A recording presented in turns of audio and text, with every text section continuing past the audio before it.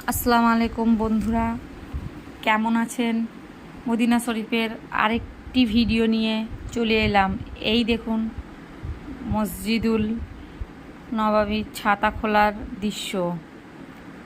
অনেকেই হয়তো এই দৃশ্য দেখেছেন, আবার অনেকেই হয়তো এই দৃশ্য সহজেই দেখতে পাননি।